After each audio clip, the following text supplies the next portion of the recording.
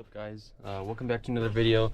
Today we have something very exciting. We are going to install the 3-inch PPE downpipe, and it's going right back in there. It's kind of hard to see, but it's behind the turbo there, and it goes down to the exhaust, which is hidden behind this, so we're gonna have to take that off. And I'm gonna do just kind of a time lapse of me installing it and talk about the installation and just how tedious it was, because I know it's going to be tedious. But yeah, it's super cold out here. We got a good amount of snow, so this should be fun. But yeah, and then after that I will just do kind of a sound comparison between with the downpipe and with the stock downpipe. So I already filmed the stock downpipe footage, and so we're gonna install this today, and then I'll get some footage of the PPE downpipes. All right, as you can see, it's right here. We got ourselves the PPE 3-inch downpipe, stainless, I believe, with the heat wrap and everything. So yeah, this should be fun. Might take a while because I'm just not feeling like doing it, but I'll go ahead and do it because I'm excited for it. So yeah, so I'll go ahead and put you guys on a time lapse, and we'll get to it.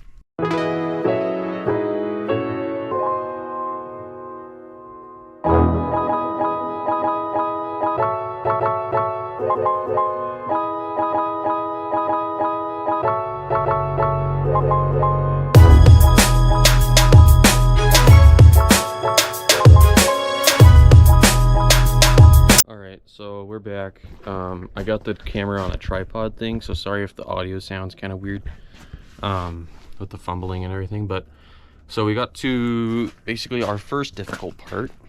So we got the wheel fender flare liner off thing, and then I got that band clamp off and 2 screws. There was one right there with that hole, and there's one up there for the heat shield.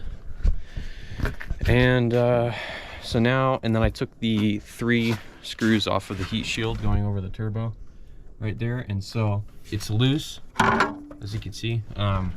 So I'll just have to do a bit of finagling to get that out. So I'll update you guys again when I get it out.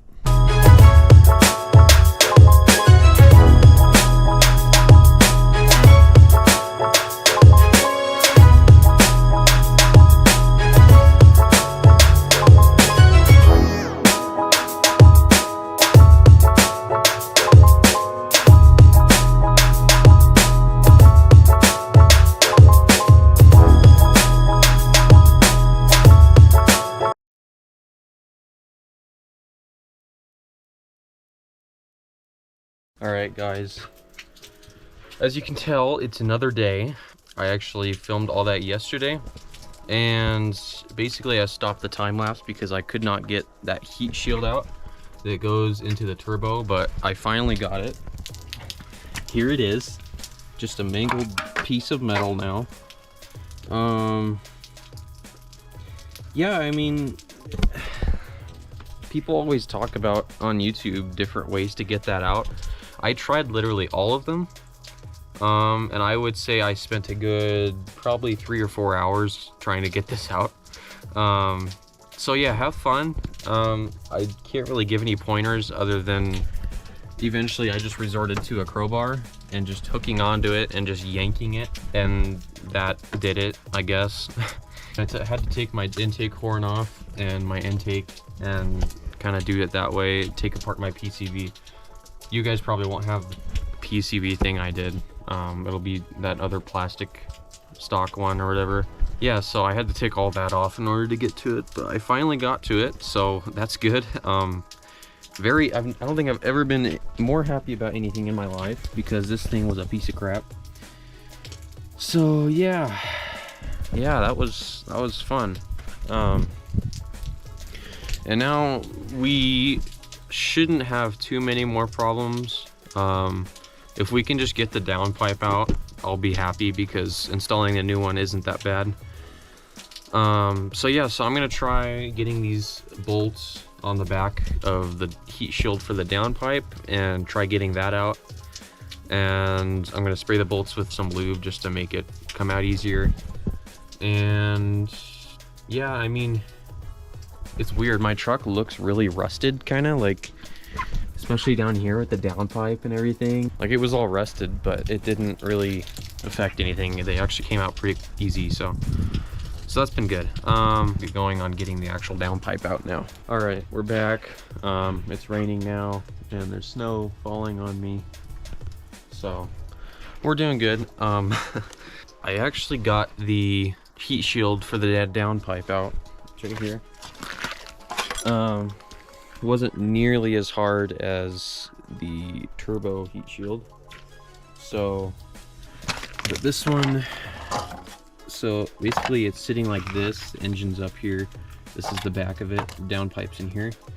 Right here, there's a little tab, and I just took 10 snips, and it was sitting pretty much like that. So it was hooked around in there, and it was making it a lot harder to get out.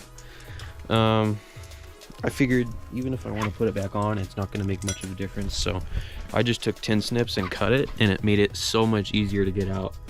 I don't know if you can see in there. Maybe, I don't know. But yeah, so we're about there.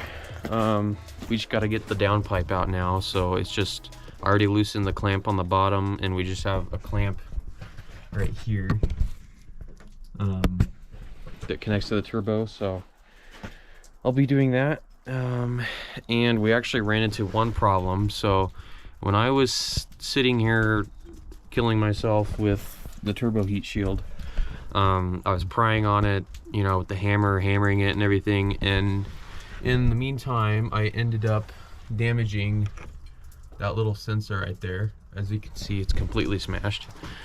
So I looked it up, and it's the turbo solenoid actuator. So yeah, so watch out for that. Make sure you don't damage that, because that's gonna be another 60 bucks. Yay, fun. Don't do that, because that was not smart. But other than that, we're doing good. I'll cut back when I get the stock downpipe out. All right, we're back. I'm really glad I decided to do this now, because this is quite a horrible job. So we finally got the band clamp off of the downpipe there, and got all the heat shields off. I'm so ready to get this thing out of here. So yeah, I'm gonna see if I can just wiggle it out. People are saying online you can just take all the band clamps off, and then just come down here and wiggle it, kind of.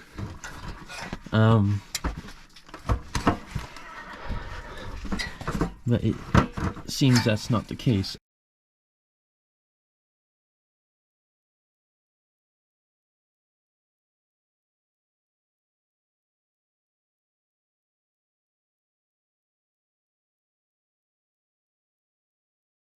All right, so we're back. It's nighttime. It's been about an hour. My GoPro died, so I'm just gonna film on my phone for now. Yeah, so getting the downpipe out was actually a lot harder than I expected, or at least the actual downpipe. For some reason, mine was just really rust welded together really good, so I finally got it out. That was a pain in the butt. I just hope I can get the new one in a little easier.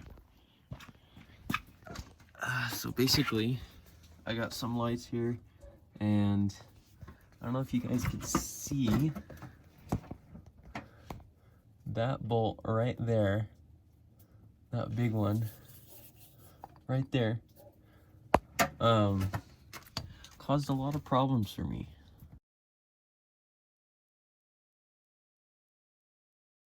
Not letting it come out, so I just had to lift up a little bit on it, get the pry bar in there, and pry the downpipe up over it, and I was able to get it out. So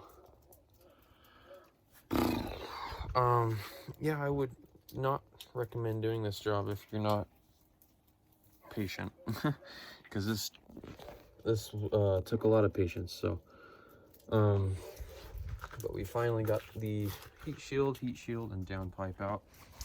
I'm gonna go get the new one, and I'm gonna hopefully put it in tonight. Here she is.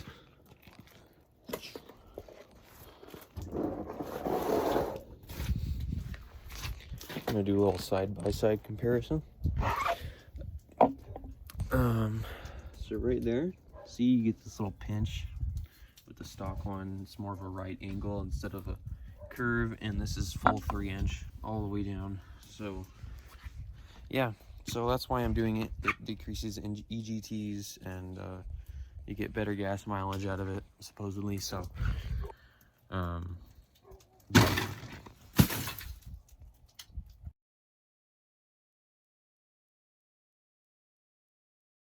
right, guys, we're back. Gosh, I don't know how long it's been now. I guess another day. So we have it all done. As you can see over here, I've been doing a little bit of modifying. So just to play it safe, I decided to put the turbo heat shield back in, even though it was a pain in the butt to get out. But as you can see, I cut it into 2 pieces, and then just grinded it down so it's doesn't have any sharp edges, and put it back in there because I've heard of EC lines melting, so I decided to put it back in just to be safe. But I've heard of people running it without them too. So, but yeah, so we're all good now though. I got everything plugged in, everything's ready. I actually, before I did the heat shield, I got everything done yesterday, and I started it up and everything, and that'll probably be the cold start I'll throw on here for later. Onto that sensor, do not break the sensor, because that is a very expensive part. That it's the turbo solenoid actuator. Yeah, don't do that, because that was so that's a $200 part, OEM, and with those I've heard you don't want to go aftermarket with them unless you're doing some performance build, but in that case you might as well just get a new turbo. But yeah, so hopefully this works. The connector's kind of broken, and so I was able to bend the prongs back to its original position, and then I just put some like engine or high temperature like gasket maker sort of on it, just to kind of keep water off of it and stuff.